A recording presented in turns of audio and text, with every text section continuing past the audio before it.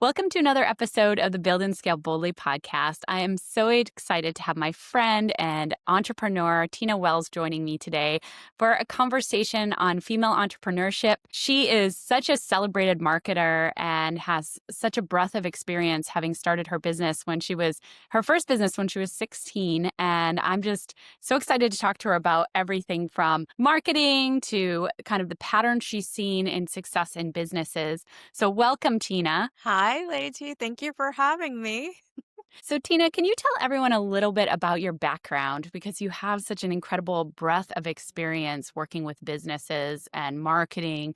And I want people to hear all of that so that they understand why you're going to have so many insights into today's market and how to get it through tough times, which is a lot of what we're going to be focusing on. Yeah, sure. So I often say I was an accidental entrepreneur. I started my first company when I was 16, and no, I had no clue what I was doing. Truth be told, I wanted to be a fashion editor. That was really my dream job. And when I was 15, I read an ad in the back of 17 magazine, and there was a newspaper for girls that was hiring editors. Again, this is like 1996, 1995, actually. So I didn't have a computer yet. I know for some of your members who are younger, they're probably like, what? But didn't have a computer. I had a Brother word processor, and I typed up a column. My mom faxed it from work, and I got a call from the editor, and she said, I love your writing. I want to hire you as a product review editor. And I said, awesome. And I literally hung up the phone, and I'm like, what does a product review editor do? And so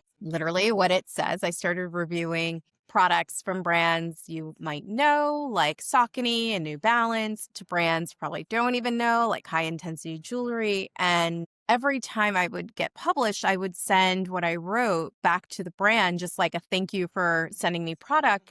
And every single time I got the same response. If I keep sending you product, will you keep telling me what you think? And again, I didn't realize that was a business. And I continued like this for about 2 years. So, back in the mid 90s, like PR firms where all the brands were. And so I happened to work with a specific PR firm that was really well known in fashion. And the person I had sent my clip back to, it's like, well, I have colleagues who also have younger brands and you should get to know them. And then it started, more and more. I think at one point I had 40 clients. And my parents were like, what in the world are you doing?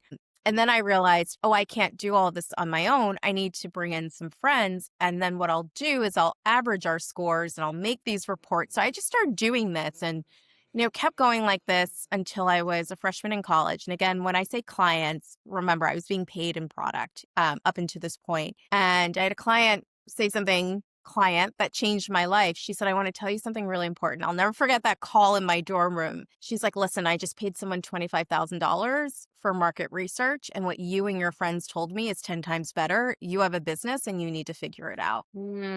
I'm like a freshman who happens to be taking an intro to business class with the head of the department. I go and see her during office hours. I unload all of this on her and she kind of stares at me. It seemed like forever. And then she said, okay, I want to help you turn this into a business. Take an independent study with me next semester and we'll do that. And, I often say that was the toughest 13 weeks of my entire business career. It's rare that we have that much time to singularly focus on building something. And this was, Com was starting, and she very smartly, Dr. Joe said, I would build a bricks and mortar business. I would not build a .com business. It's going to .bomb. And she was so right. The first iteration, some of you guys are too young to realize it blew up, And so I really focused on building a strong business. At that same time, I started getting a lot of press.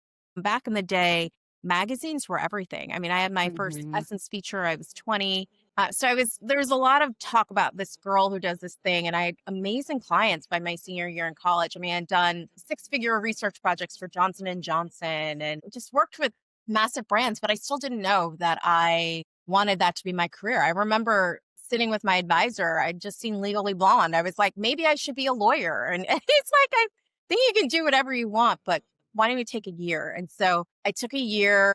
It built a pretty massive research list. I called them buzz spotters, like trend spotters. I had 9,000 of them, did a lot of research. Also opened an office in New York City when I was 22. And so it's just a really great time and started to build really great clients. Sony Music as a client. But of course, like the big thing that happened was my cover story in Oprah magazine when I was 25. And so I like to say that was almost like opening the curtain to the world. And since then, I've worked with over 400 brands and built influencer marketing. So I was often referenced as like the first blogger before blogging was a thing. And so really got to see the growth of influencer, as you said earlier, weathered a few financial downturns. And most recently, I've spent the last 5 years building brands for Target stores. So if you might have seen my home office brand, it was called Elevation by Tina Wells, and I have a luggage brand called Wanderlane. Also, I write many books, many Yeah. I wanted to highlight that too. middle grade. And that started in 2007, actually. I was hired by a publisher to market a teen novel. And that editor asked me at the time why I wasn't doing the same thing. I think there was a company back then called Alloy Media and Marketing. It was a really massive youth marketing company. They also installed billboards in high schools and they were massive and they had a huge content department. So, Sisterhood of the Traveling Pants, you may know Gossip Girl. That was a product of that team and that agency. And so I was asked if I would consider doing something similar. And that ended up being my first best-selling series, Mackenzie Blue. And then when I partnered with Target, we did the spinoff, the Z Files, Honest June, and the Stitch Click. And so I have 4 middle grade series and then a few adult books as well. Yeah, so maybe that's where we start actually, because I know a lot of people think about writing books, not only because they want to write books, but they're also thinking about being thought partner, like thought leaders in their space, and that a book will really help them be able to do that and get their business out there.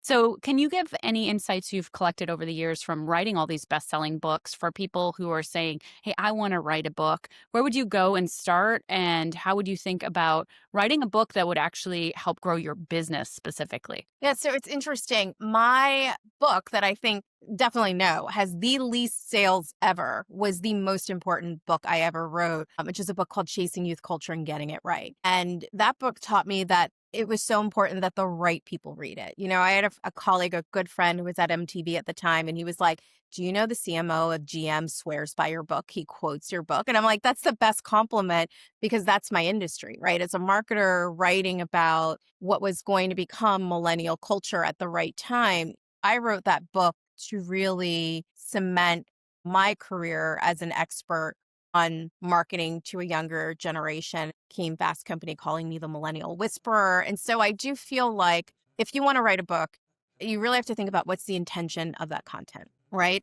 What do you want to happen as a result? And it wasn't a massive bestseller, but to the people that mattered most in my industry, it is what kept me, in my agency going for 24 years. So that book was by far the most important book I've ever written. And probably if you are not in youth marketing, you have no reason to read Chasing Youth Culture and Getting It Right. That's a really great point. It's just, I think the parallel is getting lots of followers, right? But they're not the right followers and not the people who are actually going to purchase your product. And so it almost becomes a vanity metric, right? Of, Exactly. hey, I have a lot of people reading my book, but if they're not the right people and they're not the people who it's really relevant for, it probably isn't going to have the impact you want it to have. Yeah. And so that's the question. I think every time I start a product or a creative journey, it's always asking myself, what do I intend to happen? What's the intention of doing this? Right. Because whatever we do, it takes our energy and it's taking us away from something else. So you have to ask the question, why am I doing it? What's the point? And then how am I going to measure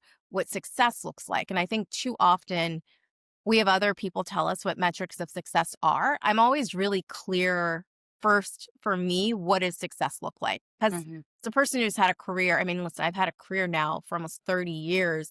I've had a lot of other people weighing in about who I am, what I am, being written about since I was 18 years old. So it's always been really important that I know who I am, what I intend to do, how I want to show up, especially having other people write that narrative or contribute to it for so long. Yeah, that was another thing I wanted to ask you is, with all this happening when you were so young, how do you think that you kept a sense of who you are and didn't like go off the rails? Because imagine a lot of people would have with that amount of success so early on. How do you think that you kept your head about you and your sense of self all this time?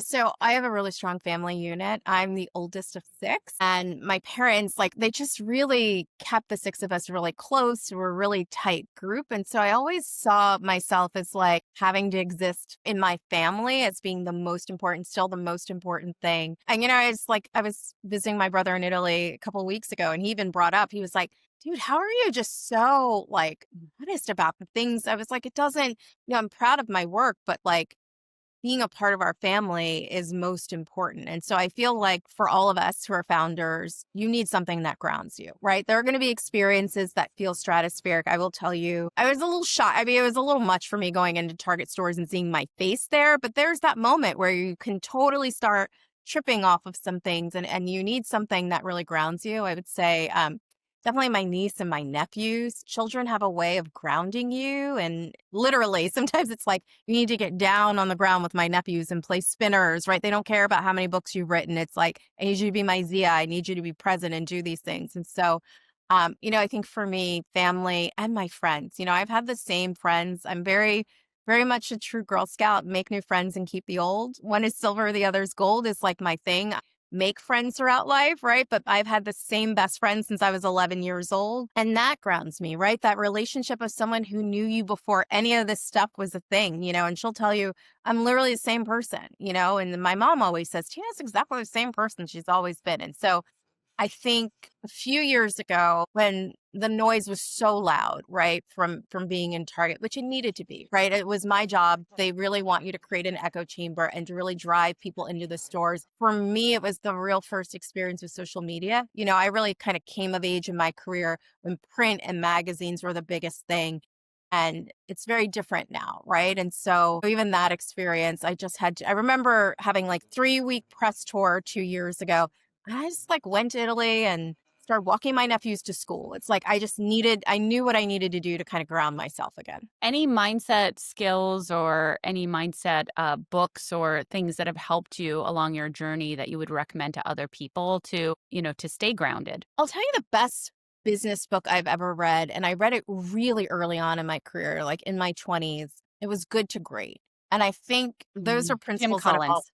yes, that principles that have always stayed with me. I think his concept around being rigorous but not ruthless is really important. I think understanding good business versus great, right? What it really takes to have great business. I think the whole concept of getting the right people on the bus is great, but I'll say, I spent my life practicing my elevation approach. So I wrote a best-selling book called The Elevation Approach. It's about work-life harmony. And I think in that book, I won't paraphrase it, but I kind of tell the story of burning out by the time I'm 27, which makes sense, right? I was a founder at 16, and all the things I learned that were really important and the phases.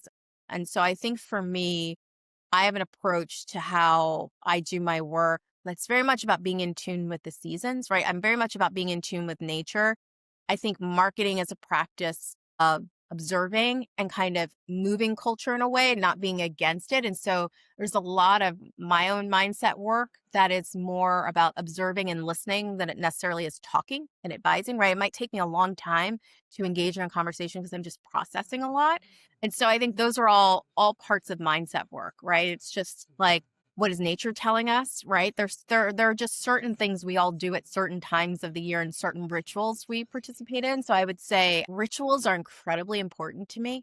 Having rituals as someone who, last year I traveled 300,000, flew 300,000 miles. I needed rituals that would ground me when I got into new spaces. And so I would say that's more a focus for me right now is like, what are the rituals that are important and how do I make them daily practices? And then every day at noon, I'll tell you one of my mindset tools. Every single day at noon for literally the last 10 years, saying a quote pops up. It's one of my favorites, which is there's always a solution of the highest good. And I don't know why. Sometimes I feel like you're working through something complicated or you've had a tough conversation. And just that little reminder that hits every day is what I need. Is like, yes, there is a solution to this, right? I'm going to live as if every single problem, every single issue has a solution. And for most of my life, I was not even focused on my own problems, right? I'm solving problems for Fortune 500 companies. That was a reminder I really needed. Like, there is going to be a solution, right? And I think that to me is like my biggest mindset hack. Such a cool combination because I feel like, I think often about what's best for the highest good Mm. because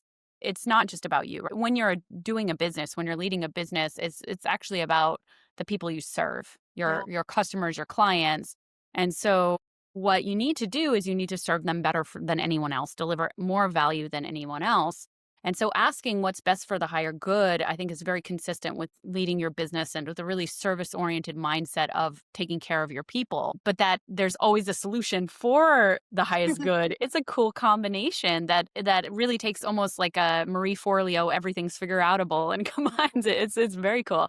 That's awesome. So, to talk about the environment right now for business and to talk about the season that we're in, and how do you move with that season if we are going into recession, which you and I were talking about before this. I think both of us feel very, very biased that we are going into a recession. So, how do you work with a season like a recession? And are there things that we should be doing as business owners right now to prepare that you've seen work in the past since you've been doing this so long? Yeah, I think the very first thing, and again, as a marketer, I have this process I call ATL, assess the landscape, right? Part of being a marketer is that you're always objective, right? The data can show you something, whether you like it or not. That is what the data is saying, right? Mm, So I approach every situation of whether I like what this outcome is or not, what is it saying? And then that actually brings you from a place to a place of power, right? Because it's like, I know what this data is showing. Now I can actually act on that, right? And I can make decisions based on it. There is a time that happens where people romanticize or act like the thing isn't happening. And I'll give you a great example. When I started out, I was a youth marketer. I was not a millennial marketer. Millennials weren't even a thing in the mid 90s. What was happening in the mid 90s was really this youth explosion. So we had NSYNC, Backstreet Boys, Teen People, Teen Vogue, Aeropostale, American Eagle, Abercrombie and Fitch, right? All of that was exploding in young people. I mean, it was like a very niche market. If you had told me that I would then become one of the best known worldwide marketers for the largest demographic in history, that was not how that started, right? It started as cool kids, right? And I was like a cool kid whisperer. I was a trend spotter. And then what started to happen is companies started to hear, goodness, these people, like, there are 80 million of them, and they're going to be the largest demographic in history. And do you think corporations responded with, great, let's get to know them? No, it was like the biggest resistance I have ever seen in my life, down to saying things like they're lazy, they're entitled. It almost became like a hate campaign against millennials. And I remember sitting in a C-suite with very powerful multi-billion-dollar company CMO and saying, okay, do you have children? Yes. How old are your children? It turns out this person's children are millennials. I said, so is your entitled person working for someone else? And I saw this light bulb moment, but what that really was a fear conversation, meaning mm, my multi-billion-dollar company is going to have to make an extraordinary change to deal with a demographic I am not prepared to deal with, right? So it's really, the data is showing things that I am not prepared to act on. Right. And I would similarly say when we went into the 2008 recession, this is, probably, a little bit of time to getting to know millennials and getting to know their power. And what happened there, agencies that weren't hired got paid triple, because by the time people made the shift, they just had to pay. It was inevitable. Right. And so my point in saying that is sometimes there's a period where you can read what's coming, but there's such a strong resistance, you do nothing.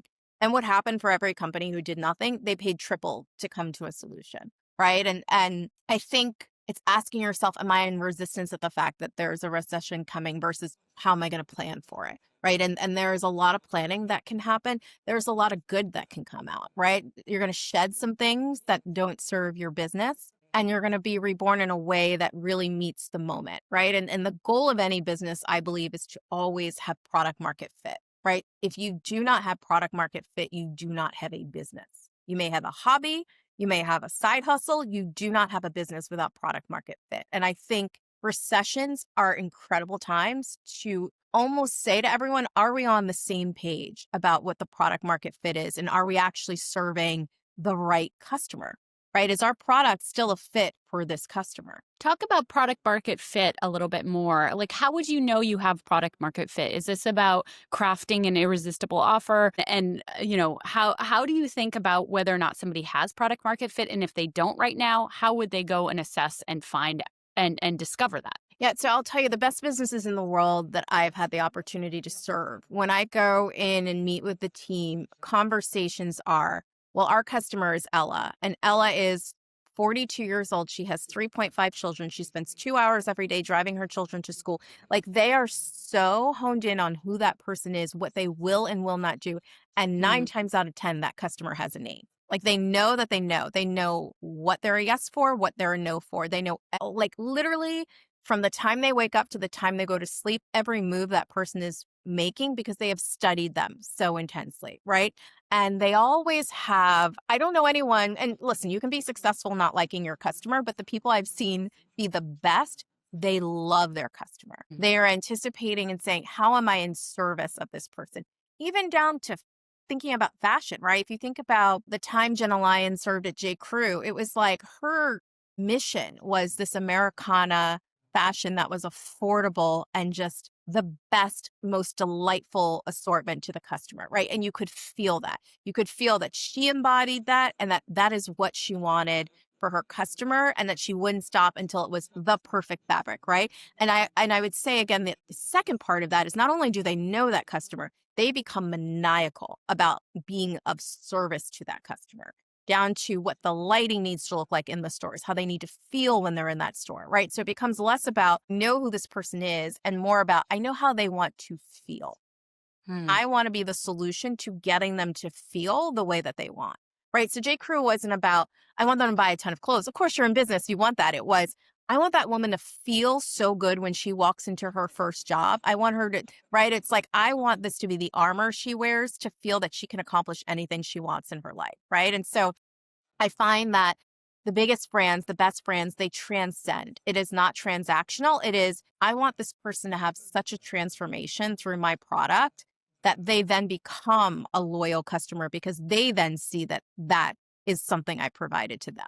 Yeah, they have a really strong sense of purpose, right? Yeah. And they're creating raving fans because they're so in love with their customer. And I want to add a little nuance to that too that you made me think of when I was listening to, which is the times that I've had to fire referral partners or I've had to fire actually team members sometimes, it's because I start seeing the pattern of they're like complaining about my students. Right. Mhm. And that's when I'm like, ooh, they no longer love my student or they don't see how amazing the person is that I'm referring to them. They're not a fit because they don't get it. They don't get how amazing they are. And so I think it's really a helpful lens to also apply to the people that you're partnering with outside other businesses, but then also within your own team. If you start to see that pattern of the person complaining about the customers or complaining about your clients in general, they're not a good fit for the team because they're no longer in love or they were never in love with the people that you're serving. You really have to care about the people that you're serving. So I think True. that came to me while you were talking and I think it's just an outcropping of that. Yeah. And I think this time it's like we've lived in a time of algorithms and things that have just worked. And it's really going to make you sit down and say, why am I in this business? What do I Mhm. love about this business? Can I fall in love with my business again? And what I will tell you is every tough season I've had in business has made me realize how much I love my business. Mm. And if you wake up and you're like, I don't, it may be a time for a change. And that's okay too. It's okay to not survive this and to decide that you need to make a pivot into something else. Yes. It's so interesting, I think, when we become very interested in doing business better, right? In learning to be a CEO, in learning all the skill sets, learning how to do finances. Sometimes we can lose the vision of like why we're in business in the first place, right? And be in love with the business. So that is a pattern I've also seen and I've recognized in myself is sometimes I've gone so deep into the mechanics of how to run a really great business that I've Mhm. lost vision that I'm spending most of my time in the mechanics and not as much just loving on the customer. So I think that's also something for people to be aware of. I've seen that pattern happen in people and that kind of sitting down and remembering about why you're in business in the first place, the people you serve, the purpose of the business. It's an important practice to have. Just looking and saying, hey, potentially we are going into a recession. What are some of the things that you've seen help businesses get through recessions and be successful and come out of them stronger? So first thing would be reevaluate your value proposition. Are you still a yes for the things you were a yes for? No, really, I almost like to say you go back to find, what I call foundational basics of business, right? So product, place, promotion, price, the 4 Ps of marketing. I would really have a session where you evaluate those 4 Ps. Is our product right? Is the place we're selling the product right? Is how we're promoting the price, the product right? And is the price right? Right. So I would just literally have that conversation as a team, right? Do we still feel like our foundation is what it should be? And are we offering the right value proposition? And then the next thing I would ask is, does my customer, right? Does Ella, Chris, whoever my customer is, do they have a new set of needs that I am equipped to meet in this moment, right? Can I and it's part of some of the things you and I have been talking about, where it's like, if you're in the product business, let's say you have a course or you're looking to sell a course, right? It may not be the right time for personal development per se in a recession, but boy, is it a great time to do some mindset work, right? It's a great time to be with the person and say, we are going to get through this, and here's how you're going to get through this, right? Here's what you need to know. There's a difference between, going through a storm. You can coach someone through a storm, and also say, or you could just say, I'll see you on the other side, maybe, right? It depends on the relationship you want to have with your customer. I'll tell you about, for me, going through the 2008 recession.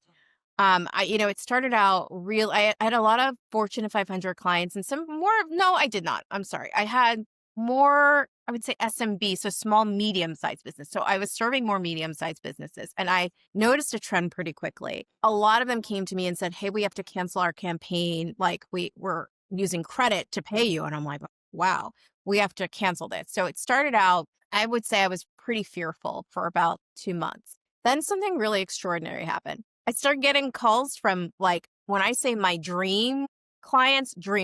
And one of those companies was American Eagle Outfitters. And I would say also, to be clear, I never stopped my work. I was doing a lot of writing, a lot of trend spotting. So I had a ton of media, and I was really in marketing, just speaking a lot about what to do. I had a column in Retail Merchandiser magazine, which no one read unless you were in the retail industry, which was like everybody I was serving, right? So I was just kept doing my job, kept serving, even though I had clients who were like, I would love to work with you, I just can't pay you.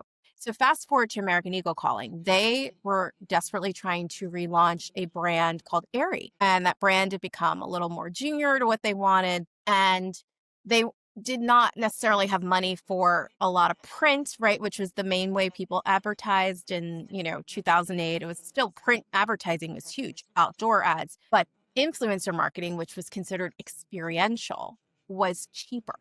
And so what I found was this interesting market of Fortune 500 blue chip clients with the money to pay, who saw me as the cheap option, right? So it's not necessarily how I would have thought about myself, but I'm like, I'll take it. I will take that and that.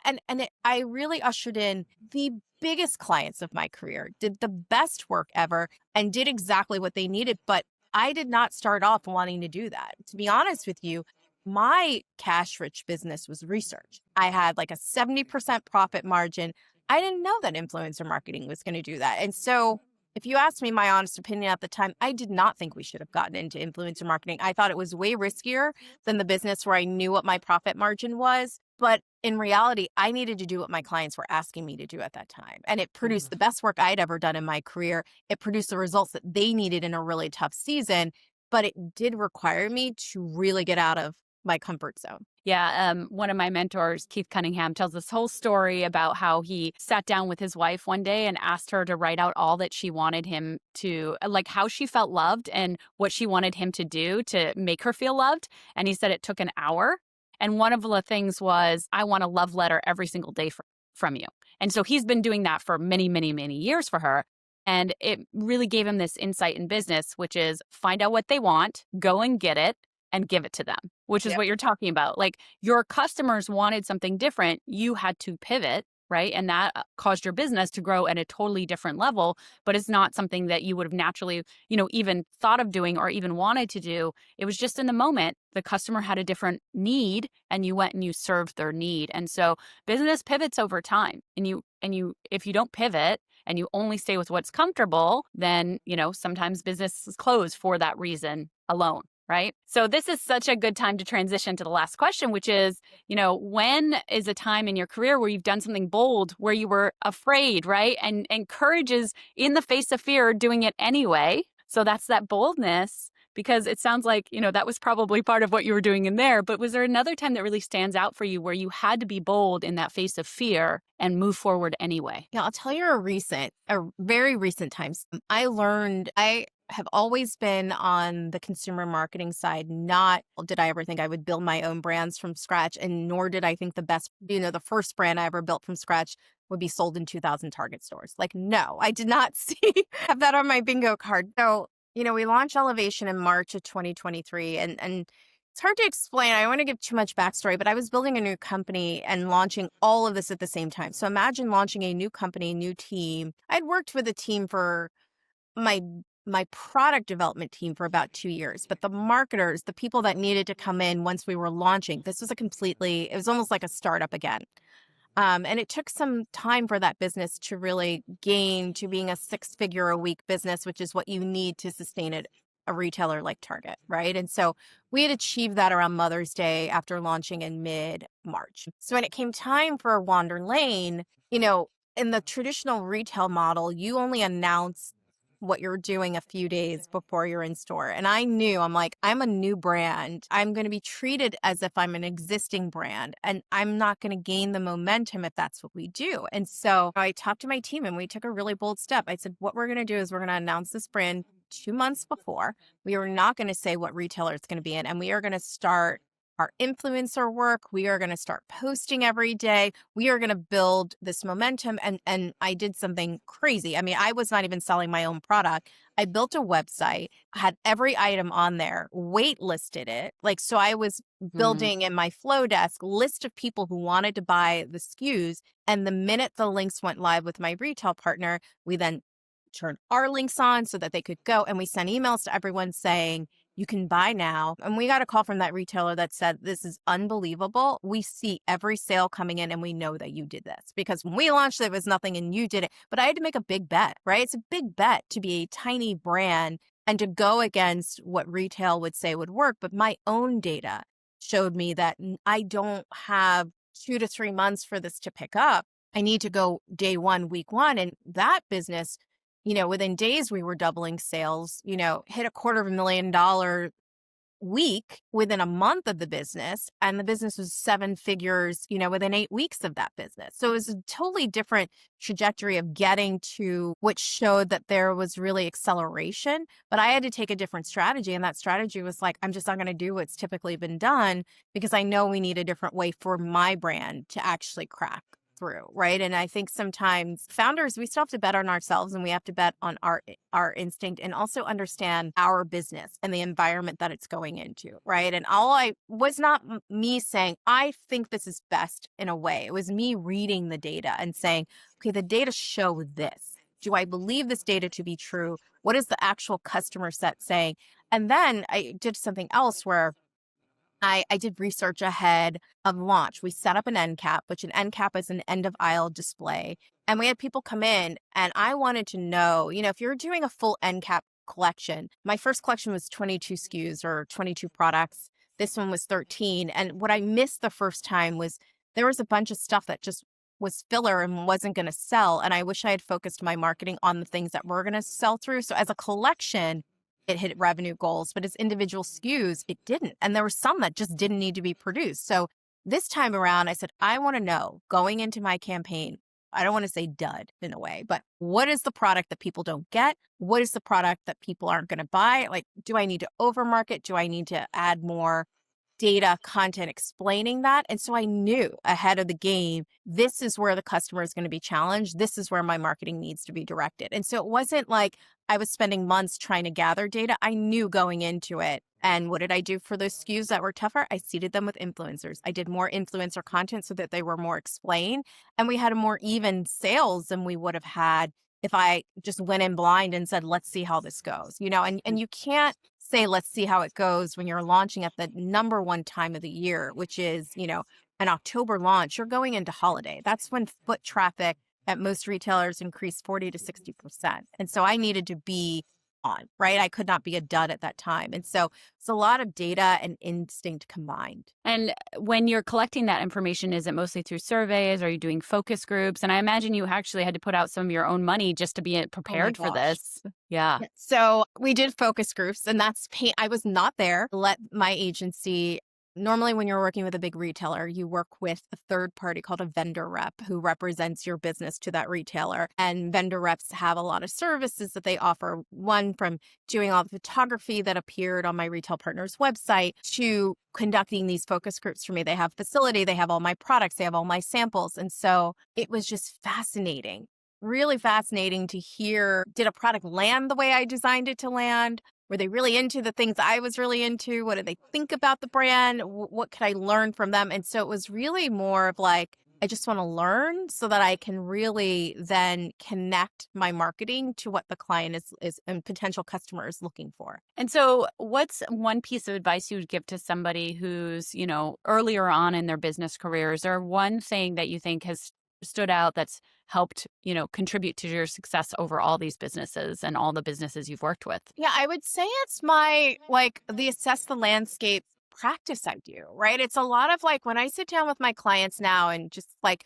what my business looks like now, I decided I didn't want to continue building brands because I was so intrigued at the process of a small business working with a larger company or a big retailer. And I kept finding ways that could be improved. I'm like, what I really want to do is support small business owners in growing their companies to, you know, 8 figures, and what can I do there? And so I think what I realized in that whole process is one, sometimes lines get crossed. Everyone's doing the best that they can, but you have to start with assessing the landscape and not think that you know exactly what the outcome is, right? And I think that's hard for founders or leaders, but to kind of lean into what are people really saying? Not what we want them to say, not what we want business to look like. And then one thing you'll learn in retail, every week you're getting a read of your numbers. Every week a third party is saying, this is how you did compared to thousands of other brands in this store, right? So there was a part of my life for those years in retail where I couldn't escape the data. The data was there. I couldn't kick the can on that data. Every week it was being presented. This is where you are, right? I learned a lot from it. I learned that if I appeared in a weekly ad, I could 10x my sales that week. I learned how important. So then when I went to launch Wander Lane, it was like, well, I need to understand what my weekly ad placement is going to be, what times, because I know what that's going to dictate. And then when do I need to support it? And then how do I help with it, right? The other thing I learned was comments are so important. Like you're not even showing up on their .com website if you don't even have 10 reviews, right? I had hired a company to do reviews for many reasons I won't get into. They just didn't execute the job. And thank goodness I had the gut instinct to do my own influencer program, because the night before my product went live, I had to go to all those influencers and say, would you please do me a favor, go to the website and review the products I sent you?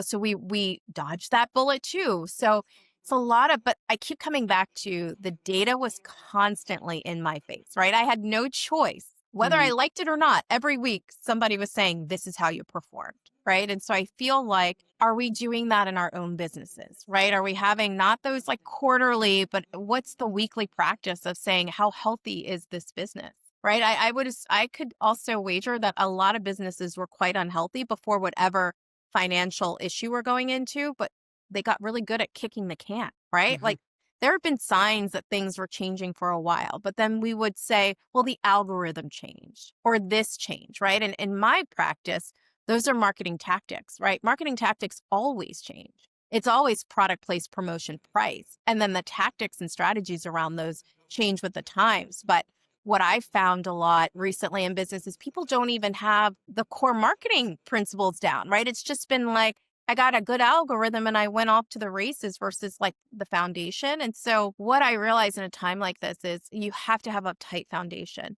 and then you can rebuild anything. Whatever hit comes, you can take it if the foundation is solid.